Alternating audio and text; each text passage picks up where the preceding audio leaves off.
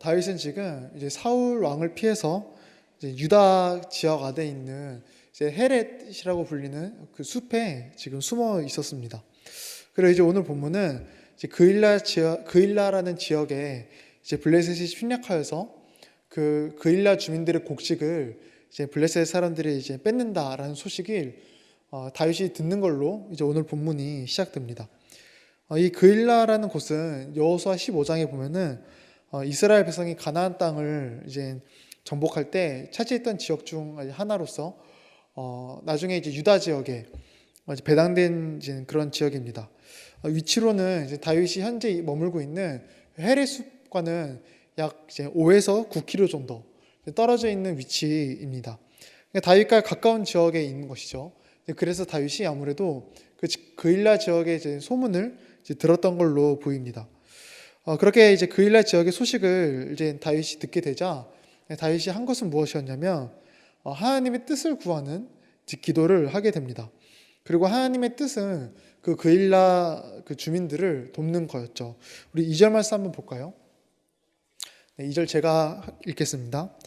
이에 다윗이 여호와께 묻자와 이르되 내가 가서 이 블레셋 사람들을 치리이까? 여호와께서 다윗에게 이르시되 가서 블레셋 사람들을 치고 그일라를 구원하라 하시니, 이처럼 다윗이 하나님의 뜻을 구하고 하나님의 뜻은 그 그일라 사람들을 돕는 것이었습니다.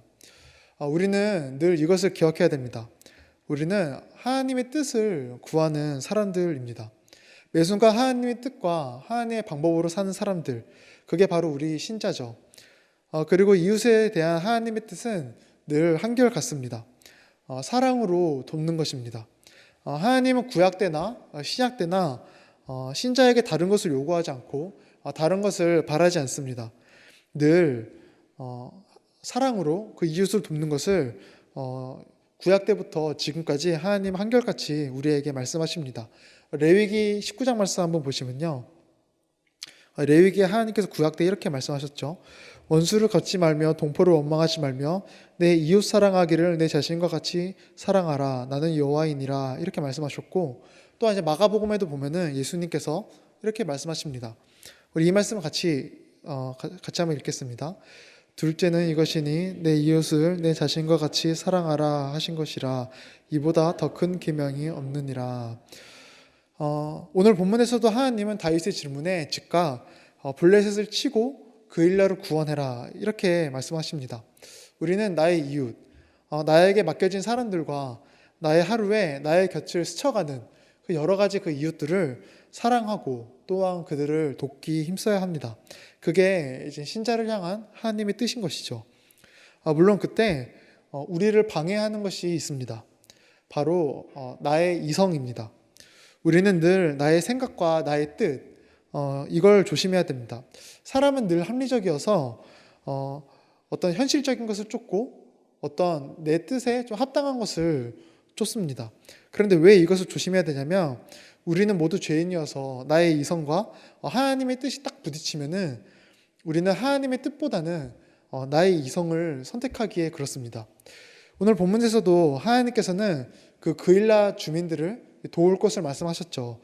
그런데 다윗과 함께 지금 머물고 있던 그 사람들의 반응은 이러합니다. 3절 말씀 보시면요, 이 3절 말씀도 한번 같이 읽겠습니다.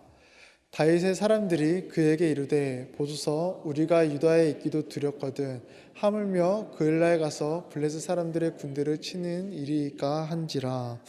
지금 그일라를 도우라는 그 하나님의 뜻에 지금 그 사람들은 반대하고 있죠.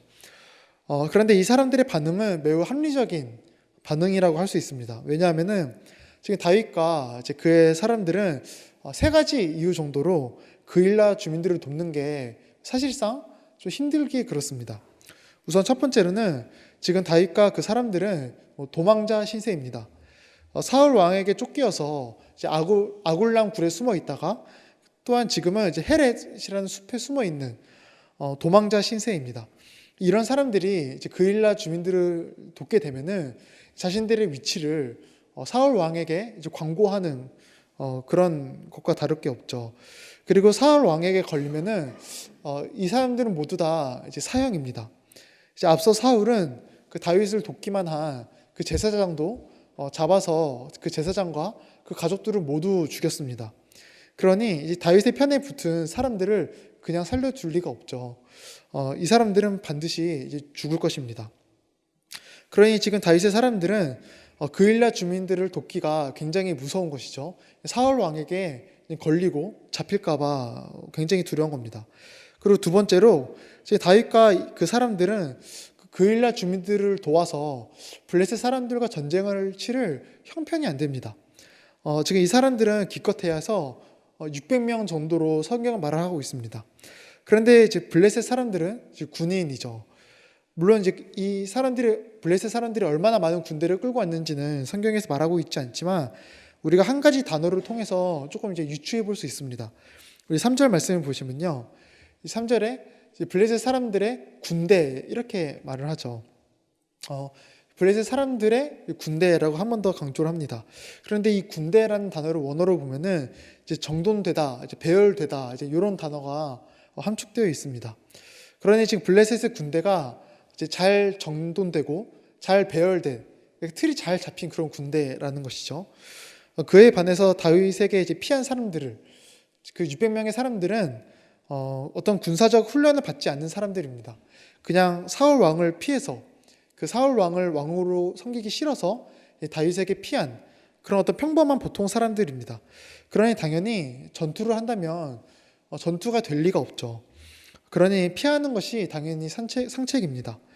또한 마지막으로 다윗의 사람들이 그 그일라 주민들을 돕기 꺼려하는 이유는 아마 자신들의 일이 아니어서일 수도 있습니다. 어떤 국방을 수호하는 일들은 군인들이 할 일이죠. 그래서 나중에 보면은 그 블레셋이 침공했다는 소식을 듣고 사울 왕이 군대를 이끌고 지금 방어하러 가는 모습이 23장 후반부에 또 나오기도 합니다. 그러니 이제 다윗의 사람들 입장에서는 아니 뭐 그렇게까지 하나 그 국방을 수호하는 우리 일도 아닌데 이렇게 생각할 수도 있습니다. 이처럼 다윗의 사람들은 뭐 여러 가지 이유로 그 그일라 주민들을 돕는 것을 지금 꺼려하고 있는 것이죠. 그리고 이 다윗의 사람들이 하는 반응에 아마 우리 중에서 그 누구도 너무한 거 아니냐고 비판할 수 있는 사람은 아마 아무도 없을 겁니다. 오히려 우리도 그 상황에 있으면은 그 다윗의 사람들의 그 반응에 우리도 동참하고 그 사람들과 같은 반응을 보일 거고 실제로 우리는 이미 우리의 삶 속에서 그런 선택과 그런 반응을 보이면서 우리는 이미 살고 있습니다. 아마 우리는 모두 이웃을 사랑하고 이웃을 섬겨야 한다는 것을 아마 모두 다 잘 알고 있을 것입니다. 그것을 모르는 사람은 이 중에 거의 없을 것입니다. 우리는 다 압니다. 이웃을 사랑하고 이웃을 섬겨야 된다는 걸 너무 잘 알고 있습니다. 하지만 그게 쉽지 않죠. 왜 쉽지 않냐면 하나님의 말씀, 이 율법이 어려워서가 절대 아닙니다. 하나님의 말씀이 우리에게 불가능한 것을 요구하기 때문에 어려운 게 절대 아닙니다. 우리의 죄로 물든 생각과 우리의 죄로 물든 마음 때문에 그게 쉽지 않은 겁니다. 우리도 늘 누군가를 섬기려고 하고 사랑하려고 하면은 그 다윗의 사람들과 같은 그런 마음이 듭니다. 우선 어떤 상황이 더 안 좋아질까 하는 걱정이 드는 것이죠. 내가 이 사람들을 돕다가 혹은 사랑하다가 나의 상황이 더 안 좋아지고 더 힘들어지면 어떡하지? 하는 그런 걱정과 두려움이 우리가 순종하는 것을 막게 됩니다. 어떤 상황 속에서 순종했는데 내 상황이 더 힘들어지면은 그것만큼 좀 자존심 상하고 속상한 게 없거든요. 우리는 그게 너무 싫은 겁니다.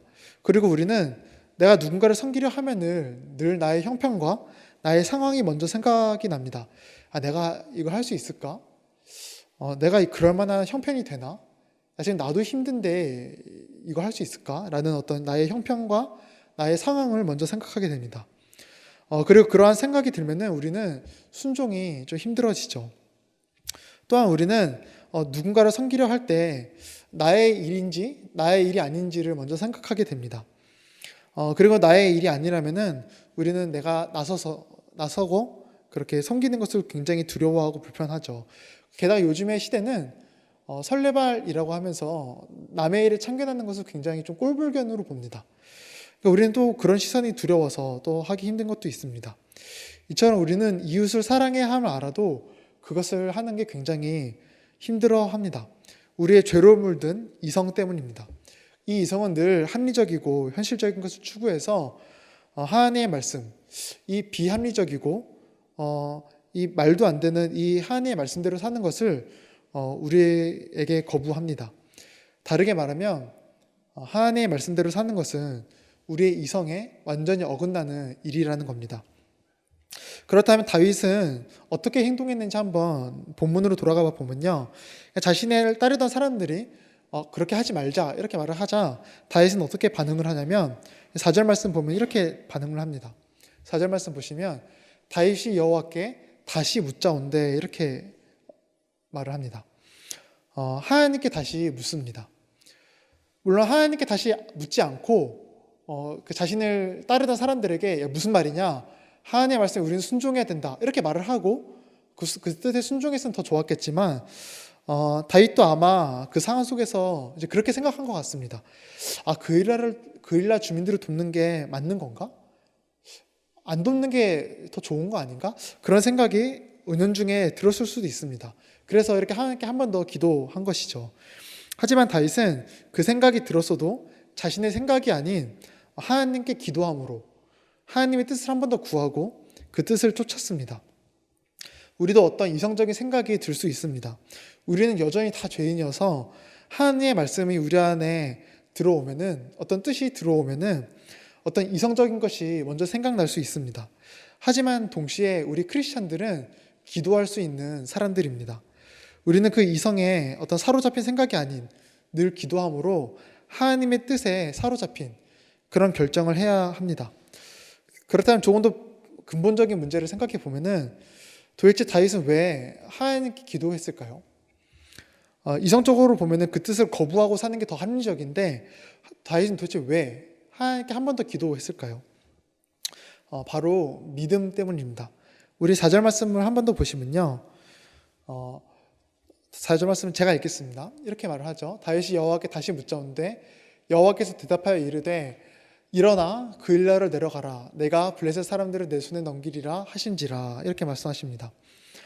앞서 2절 말씀에서도 하나님께서 이제 블레셋 사람들을 치고 그 일라를 구원하라 이렇게 했는데 한 단어가 더 붙습니다.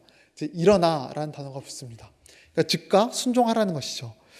다윗은 이 하나님의 말씀을 믿고 그 뜻에 즉각 순종합니다. 다윗이 이 세상을 사는 방법, 그러니까 이스라엘의 진짜 왕인 다윗이 이 세상을 사는 방법은 세상 사람들과 다른 것이죠. 세상의 왕 사울은 자신의 이성의 어떤 합리적인 것을 택하지만 하나님의 왕 다윗은 지금 믿음으로 사는 것입니다. 그걸 성경은 지금 우리에게 말하고 있는 것입니다. 다윗이 이 세상을 사는 방법은 믿음입니다. 그리고 이것은 우리도 똑같다고 할 수 있습니다. 우리 또한 이 세상을 사는 방법은 믿음이라고 할 수 있습니다.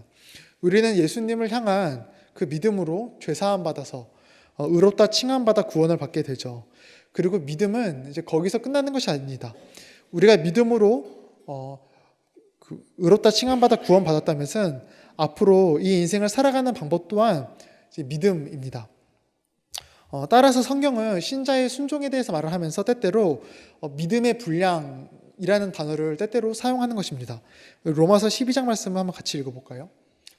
네, 같이 읽겠습니다. 내게 주신 은혜로 말미암아 너희 각 사람에게 말하노니 마땅히 생각할 그 이상의 생각을 품지 말고 오직 하나님께 그 사람에게 나누어 주신 믿음의 분량대로 지혜롭게 생각하라. 네. 그리고 또한 바울은 다른 곳에서도 이렇게 믿음이 성장해야 된다 이렇게 말을 하면서 우리의 순종과 그 믿음의 성장과 이제 같이 연결돼서 말을 하고 있습니다. 이처럼 믿음으로 사는 사람은 하나님의 방법을 선택하게 됩니다. 왜냐하면 믿음으로 사는 사람은 더 이상 혼자 사는 인생이 아니기에 그렇습니다. 믿음으로 사는 사람은 하나님께서 늘 그와 동행하시며 그를 붙드시며 그에게 은혜를 베푸시기에 그렇습니다. 다윗도 이제 믿음으로 하나님의 말씀을 선택하고 그 뜻에 순종하자 하나님께서는 그를 도우셨습니다. 그리고 5절 말씀도 한번 보시면요, 5절 제가 읽겠습니다. 다윗과 그의 사람들이 그일라로 가서 블레셋 사람들과 싸워 그들을 크게 쳐서 죽이고 그들의 가축을 끌어오니라. 다윗이 이와 같이 그일라 주민을 구원하니라. 이렇게 나옵니다. 그러니까 지금 하나님께서 함께해서 다윗이 이겼음을 이 구원이라는 단어를 통해서 지금 말을 하고 있죠. 하나님께서 함께 하셔서 다윗이 하나님을 믿자 하나님께서 다윗과 함께 하셔서 다윗이 승리한 것입니다. 그러니 우리도 그래야 합니다. 우리가 이 세상을 살아가는 방법은 어떤 합리성도 아닙니다. 어떤 현실성도 아닙니다. 어떤 잘 짜여진 어떤 이론도 아닙니다. 우리가 이 세상을 사는 방식은 오직 믿음입니다. 믿음이 아니고서는 절대 하나님의 뜻과 그 방법을 우리는 선택할 수 없기에 그렇습니다. 저희가 이번에 그 중고등부 그 수련회 때 이제 학생들에게 자유 시간이 있었습니다. 근데 자유 시간 때 이제 우리 학생들한테 좀 자유롭게 다니게 하는데 이제 막내 애들 중1 친구들은 이제 그 형이나 이제 언니 오빠랑 이제 같이 안 다니면은 이제 혼자서는 못 다니게 이제 하는데 중1 여학생 2명이 이제 언니들이랑 같이 안 다니고 우리끼리 다닐 것 같다고 이렇게 해서 이제 제가 이제 그 애들이랑 같이 이제 다녔습니다. 그래서 다니다가 이제 서대문 형무소를 이제 애들이랑 말을 해서 서대문 형무소로 갔는데 서대문 형무소에 가면은 이제 일제 강점기 때 이제 독립운동하던 분들이 이렇게 쫙 있는데 대부분 이제 크리스찬인 겁니다.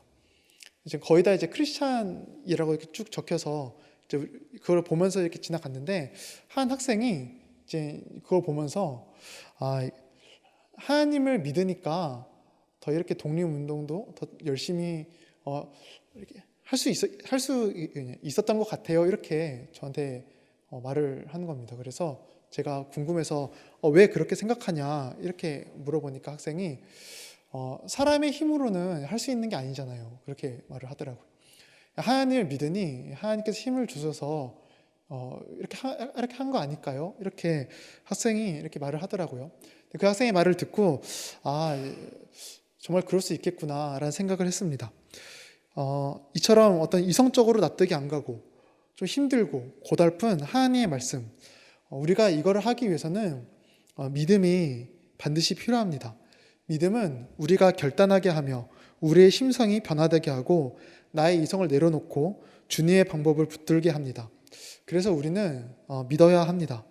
정말 우리는 믿어야 됩니다. 믿을 때 주님께서 우리를 붙드시며 우리를 인도하십니다.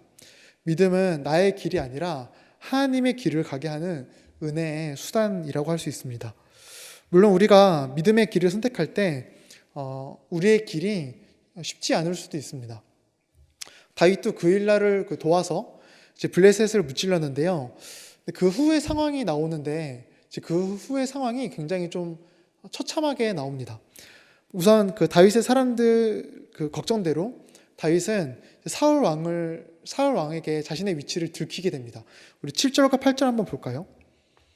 네, 7절과 8절 이제 제가 읽겠습니다. 다윗이 그일라에 온 것을 어떤 사람이 사울에게 알림해 사울이 이르되 하나님이 그를 내 손에 넘기셨도다. 그가 문과 문 빗장이 있는 성읍에 들어갔으니 갇혔도다. 사울이 모든 백성을 군사로 불러 모으고 그일라로 내려가서 다윗과 그의 사람들을 애워싸려 하더니 이처럼 사울 왕에게 지금 자신들의 위치를 들키게 됩니다. 그리고 이제 사울이 그냥 모든 백성을 군사로 이끌어서 지금 그 그일라 지역을 중심으로 그 지역을 애워싸려고 하죠. 이제 다윗을 죽이려고. 그런데 이제 더욱 충격적인 장면이 또 이어서 나옵니다.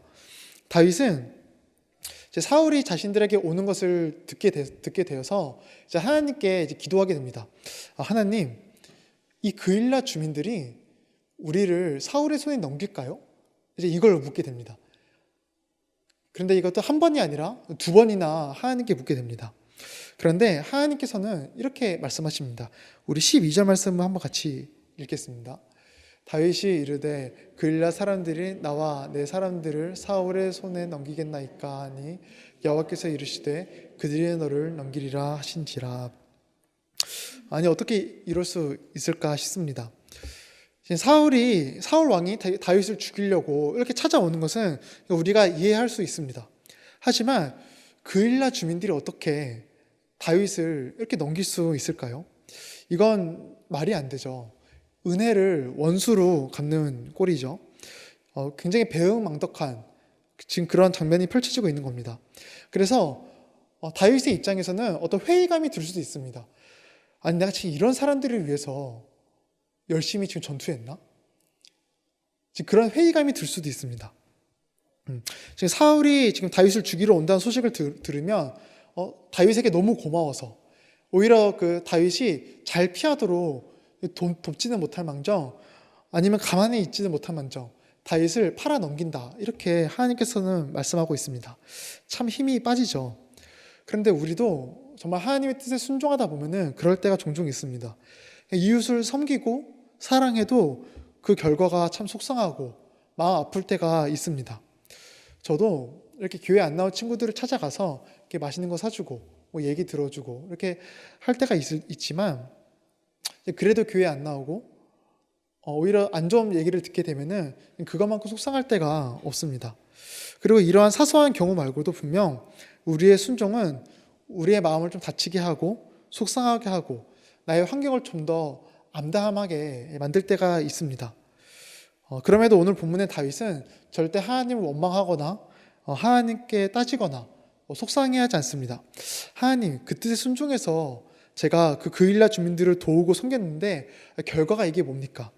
어떻게 저에게 이룰 수 있습니까? 지금 이런 사람들을 위해서 저에게 목숨 바쳐 싸우라는 겁니까? 이렇게 낙심하지 않습니다. 그냥 여전히 다윗은 하나님의 뜻에 순종하며 삽니다. 어떻게 이럴 수 있을까요? 이것 또한 믿음 때문입니다. 우리 14절 말씀 한번 같이 볼까요? 네, 14절 말씀 같이 읽겠습니다. 다윗이 광야의 요새에도 있었고 또 광야 산굴에도 머물렀으므로 사울이 매일 찾되 하나님이 그를 그의 손에 넘기지 않아요. 네. 하나님은 다윗을 절대 하나님은 다윗을 절대 사울의 손에 넘기지 않습니다. 끝까지 그를 보호하시고 지키시고 있습니다.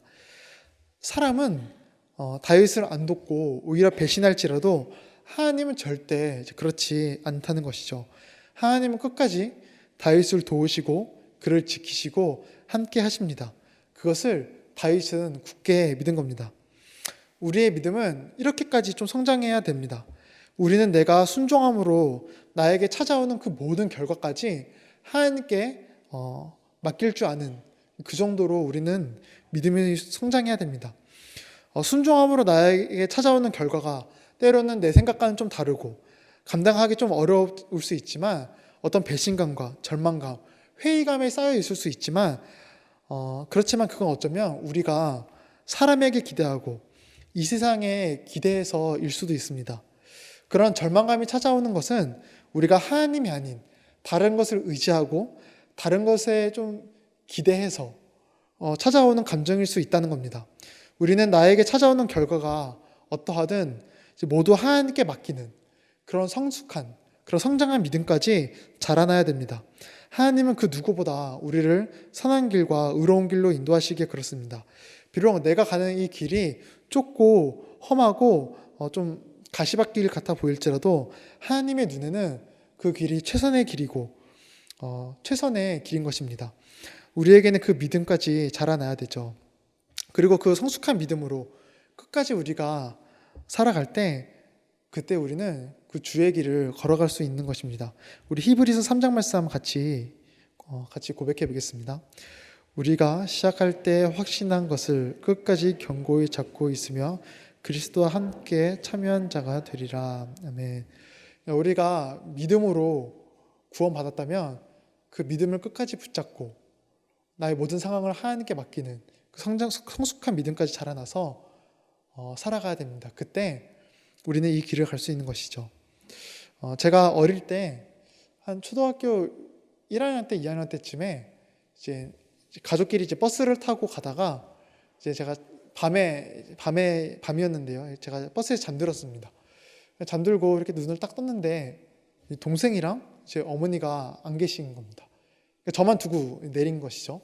나중에 이제 어머니께 들으니까 이제 어머니도 주무시다가 딱 눈을 떴는데 이제 내릴 역이 딱 그때가 내릴 역이어서 동생만 들고 뛰어내렸다고 하시더라고요. 그러니까 그때 알았죠. 아, 난 두 번째구나. 그때 알았는데, 근데 이제 저는 그때 이렇게 버스에서 너무 황당해서 어린 나이에 이제 울다가 이제 어떻게 해야 되나 고민을 하다가 그냥 버스에 가만히 있었습니다.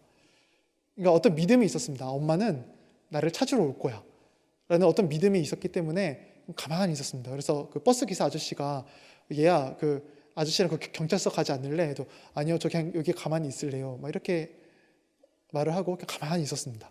그런데 이제 다행히 이게 버스에 딱 문을 열었는데 어머니가 딱 들어온 겁니다. 그래서 이제 다행히 이제 어머니를 만났는데 알고 보니까 이게 그 버스가 저희 집에서 내리고 쭉 가다가 유턴해가지고 반대편으로 오는 코스더라고요. 그래서 이제 어머니도 놀래서 이제 반대편에서 가만히 기다렸던 거죠. 근데 제가 만약에 중간에 내렸으면은 이제 어머니를 못 만났을 수도 있죠. 그러니까 어머니를 그냥 정말 믿고 그 자리에 끝까지 있으니 이제 만나게 된 겁니다. 그런데 가끔 이제 우리의 신앙도 좀 그래야 할 필요가 있을 것 같습니다. 우리도 그러한 주를 향한 믿음, 그 믿음으로 끝까지 잡고 이 인생을 사는 겁니다. 하나님은 결코 자신을 믿는 자, 자신을 믿고 따르는 자를 버리지 않기에 그렇습니다. 그렇다면은 하나님께서 나를 버리지 않고 끝까지 나를 붙드신다는 증거가 뭐냐 이렇게 묻는다면 예수님과 성령님이라고 할 수 있죠.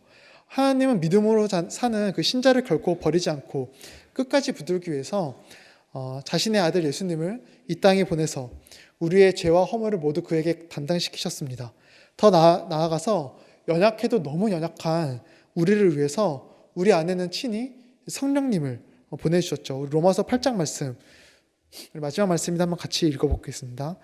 이와 같이 성령도 우리의 연약함을 도우시나니 우리는 마땅히 기도할 바를 알지 못하나 오직 성령이 말할 수 없는 탄식으로 우리를 위하여 친히 간구하시느니라.